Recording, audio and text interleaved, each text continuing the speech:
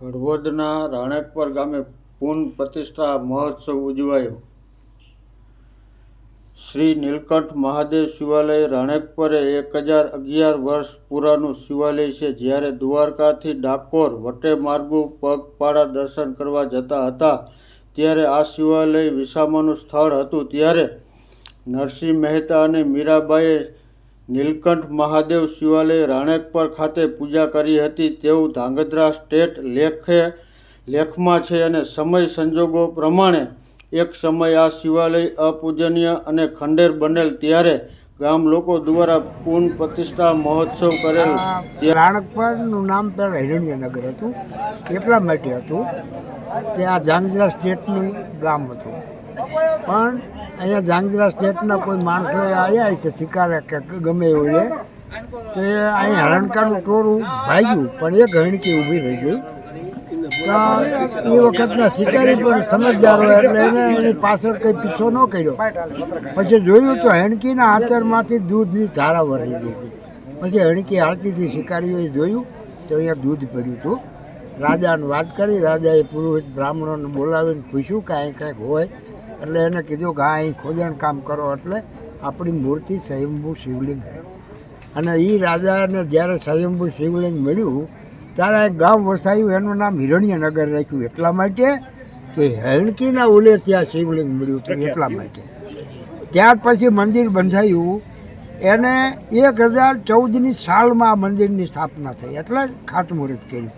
એટલે આ મંદિરને અત્યારે 1011 કે 12મું વરાય। તો બાકી તો અહીં કણે મેં સંભાળ્યું, મારે 50મું વર્ષ પૂરું થાય, મેં સંકલ્પ કર્યો હતો આજે અમારા મંદિરનું ભર્યું થયું હતું। લાંબુ સાહેબ નડશે નહીં, એટલે તેથી હું હાચક બેઠો હતો।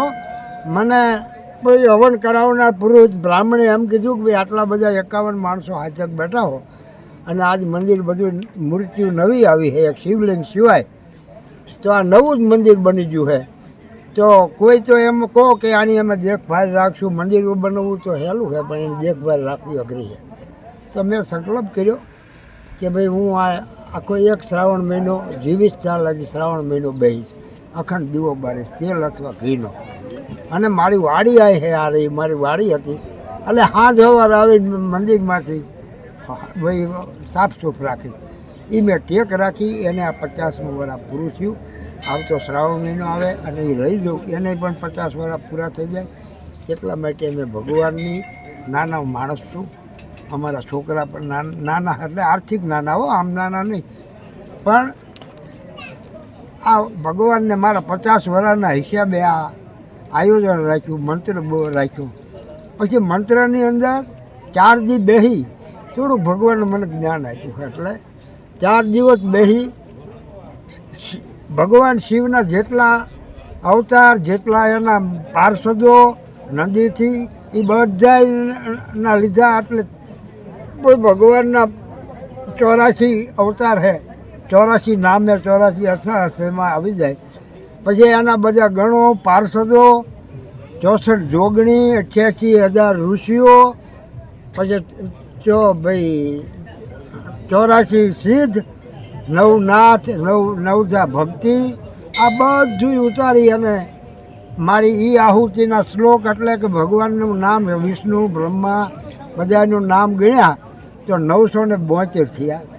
તો મેં 972માં 3 વખત આહુતિ આપી, એટલે ભાઈ 2926 હા એટલી આહુતિ મેં આપી। 2 વાગે બેસી ગયા હતા, મુખ્ય યજમાન આવ્યા હતા, હું મારા હાથે ખોટાયેલા બોલું એટલું છે, આટલું સારું હોય, બીજું બધું ખોટું હોય। પછી મેં હક એમને આપ્યો ને એ પછી મારા વતી એમને ઠેસ લગી આહુતિ આપીને છેલ્લે શ્રીફળ પણ એમને હોમનું અભિષેક પણ એમને બ્રાહ્મણોએ કરાયો। બસ આ બોલવું જ છે ઘણું, પણ બીજાને બોલવા દેવાનું। નીલકંઠ મહાદેવ શિવાલય સ્વયંભૂ શિવાલય છે અને બાપાએ કીધું એમ આ મંદિરને 1012મું વર્ષ ચાલી રહ્યું છે। દરેક જીવની અંદર એમ આવે એમ ચડતી પડતી ધર્મસ્થાનોની પણ આવે। કહેવાય છે ધાંગધ્રા સ્ટેટની અંદર પણ લેખ છે કે આ જ્યારે દ્વારકાથી ડાકોર સુધી વટે માર્ગો જતા ત્યારે નરસિંહ મહેતા અને મીરાબાઈએ પણ આ મહાદેવની પૂજા કરેલી છે। પછી અમુક સમયે આ મંદિર ખંડેરની સ્થિતિમાં હતું અને ગામ લોકોએ, ગામના યુવાનોએ અને ગામના વડીલોએ આજથી 50 વર્ષ પહેલાં નક્કી કર્યું ગામ શિવાલયનો જીર્ણોદ્ધાર કરવો અને જીર્ણોદ્ધાર કર્યો ત્યારે વ્યાસપીઠ પરથી જે ભૂદેવ હતા તેમને કીધું કે હવે આ મંદિરની પુનઃ પ્રતિષ્ઠા થઈ છે એટલે અખંડ જ્યોત રાખવી પડે અને એ માટે ત્યારે આ ગોરધન પ્રેમજી બાબરિયા અને આ પ્રભુ બાપા બાબરિયા એમને વચન આપ્યું વ્યાસપીઠ ઉપર કે અમે શ્રાવણ મહિનામાં અખંડ દીવો રાખશું અને 12 મહિના શ્રાવણ મહિનો આખો અહીં બેસશું અને 12 મહિના અહીંયા દીવો રાખશું ને એને આજે 50 વર્ષ થયા એ 50 વર્ષની ઉજવણી માટે આજ પ્રભુ બાપાના પરિવારે એમના દીકરાઓએ રાણેકપર ગામની અંદર એમના દીકરાઓએ નક્કી કર્યું કે આજ બાપા 50 વર્ષથી જો આ મહાદેવના મંદિરની અંદર અખંડ બેઠા હોય અને ત્યારબાદ આ મહાદેવના મંદિરનો વિકાસ થયો છે 251 બિલ્વ છે અને આ મંદિરનો વિકાસ થયો છે અને આજુબાજુની સોસાયટીના માણસો પણ શ્રાવણ મહિનામાં 1500 થી 2000 માણસો નિત્ય આવે છે આ બિલીની પરિક્રમા કરે છે આવું માહિતમ વધ્યું છે તો આપણે એક મોટો હવન કરવો જો કે આ પરિવાર દર વખતે આ સાતમના દિવસે પ્રતિષ્ઠા થઈને સાતમના દિવસે હવન કરે છે પણ આ વખતે 50 વર્ષ પૂર્ણ થયા એટલા માટે વિશિષ્ટ આયોજન કરીને હવન કરેલ અને જે દર્શનાર્થીઓ છે સાધુ સંતો છે એમને અહીં પ્રસાદ લેવા અને મહાદેવના આશીર્વાદ પ્રાપ્ત કરવા માટે આમંત્રણ આપેલ બધા દર્શનાર્થીઓ આવ્યા બાપાનું માન રાખીને એ બધાનો હું બાપા વતી આભાર માનું છું.